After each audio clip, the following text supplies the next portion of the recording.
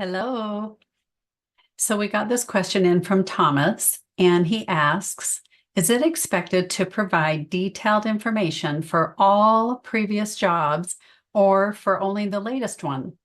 Or for only the one directly connected to the job that you're applying for? Now, that's a really good question. For your experience section on your resume, it's expected that you would provide details for the past 10 years of experience.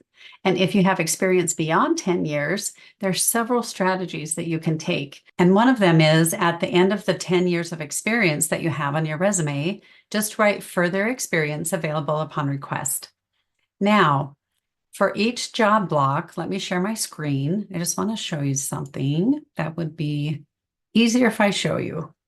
Okay, so for each job block, you're going to want to have the following details.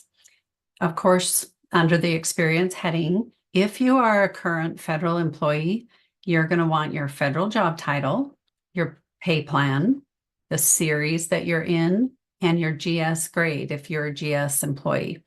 And then obviously the name of the employer would be your agency, the mailing address, city, state, and zip, your supervisor, and may or may not contact. So let me just tell you, if you don't want your current supervisor contacted, there's plenty of resources where you can say may not contact on USA Jobs, but you also want to put it here on your resume itself, whether or not they can be contacted. By default, with our templates, we just say may contact.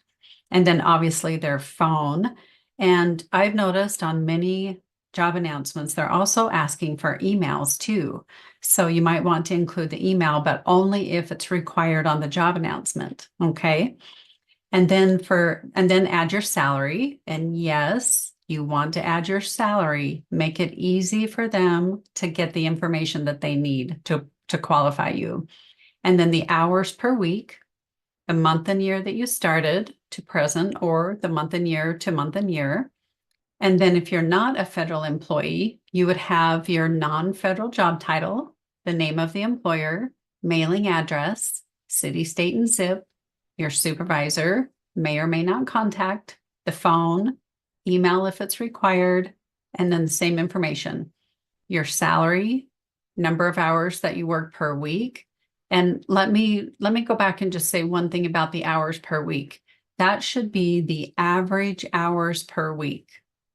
Okay, so if you're working 60 and 70 hours per week, you want to average that out and list the average number of hours per week, not the number of hours. Like if it's a 40-hour per week job, you're going to get extra credit for those extra hours that you work. And so it's really important that you have an accurate average hours per week. Okay, and then month, year, pretty simple. I hope that helps. If you have any questions, just comment and let me know.